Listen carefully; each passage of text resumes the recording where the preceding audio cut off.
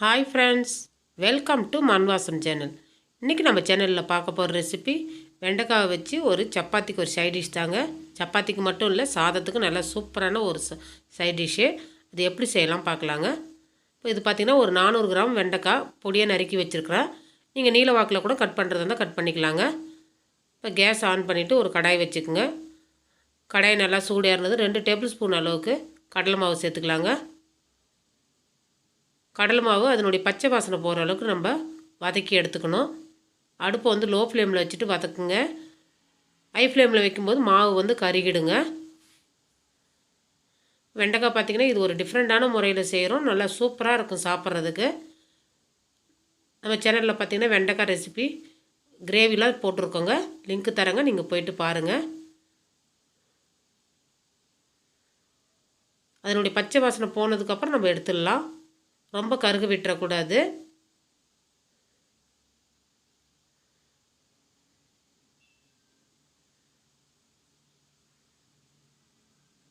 பாருங்கள், மாவுடைய நிறம் மாறுது. இப்போ நம்ம எடுத்துடலாங்க.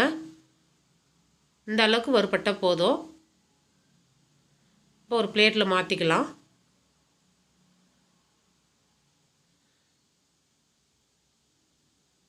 அதே வானலில் ஒரு 3 டேபிள் ஸ்பூன் அளவுக்கு எண்ணெய் விட்டுக்குங்க. எண்ணெய் நல்லா காஞ்சது. ஒரு டீஸ்பூன் அளவுக்கு ஜீரகம் நல்லா வெடிக்கட்டுன்ட்டு பொடியாக நறுக்குன இஞ்சியும் பூண்டும் ஒரு டேபிள் ஸ்பூன் அளவுக்கு சமமாக சேர்த்துக்குங்க. ரொம்ப பொடியாக நறுக்கி சேர்க்கணுங்க. லைட்டாக வதங்கினதும் இப்போ நான் ஒரு 3 பச்சை மிளகாய், இது காரம் உள்ளதுனால ஒரு 3 பச்சை மிளகாய் சேர்த்துக்கிறேன். காரம் கம்மியாக இருந்தால் ஒரு 4 நம்பர் கூட சேர்த்துக்குங்க. அதையும் பொடியாக நறுக்கி சேர்த்துக்குங்க.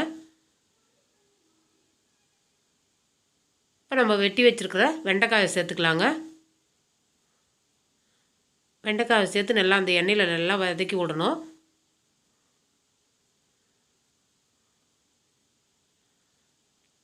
வெண்டைக்காய் ரொம்ப உடம்புக்கு நல்லதுங்க. அடிக்கடி உணவில் சேர்த்துக்கணும். லைட்டாக வதங்கணும். இப்போ மசாலா சேர்த்துக்கலாம்.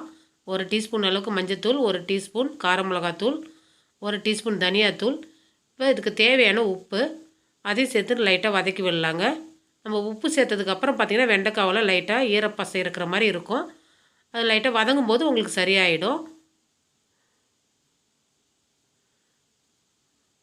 மசாலாவோடைய பச்சை வாசனை போகிற அளவுக்கு லைட்டாக வதக்கி விட்டால் போதுங்க. இப்போ நம்ம வதக்கி வச்சுருக்கிற அந்த கடலை மாவை சேர்த்துக்கலாம். கடலை மாவை சேர்த்து அந்த வெண்டைக்காய் கூட நல்லா பரட்டி விடுங்க. முன்னாடியே கடலை மாவை வதக்கி எடுத்ததுனால அது அந்த வெண்டைக்காய் கூட பரட்டினாலே போதும். இப்போ ஒரு வெங்காயத்தை நான் 4ஆக கட் பண்ணிவிட்டு பெரிய பெரிய க்யூபாக எடுத்து வச்சுருக்குறேங்க.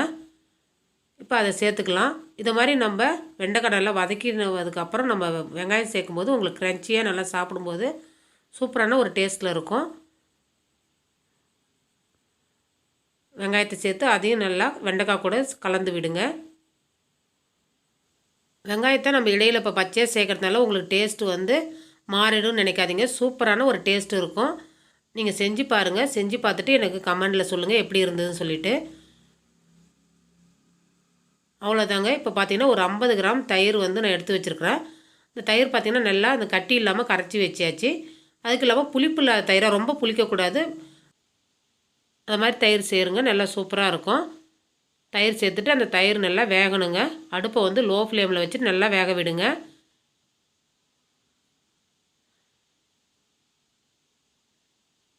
அவ்வளோதாங்க. ஒரு மூடி போட்டு ஒரு 5 நிமிஷம் அப்படியே வேகட்டும்.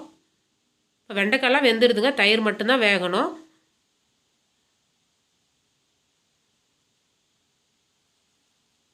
இப்போ மல்லித்தழையை போட்டு நம்ம இறக்கிடலாங்க. மல்லித்தழையை போட்டு நல்லா கிளறி விடுங்க.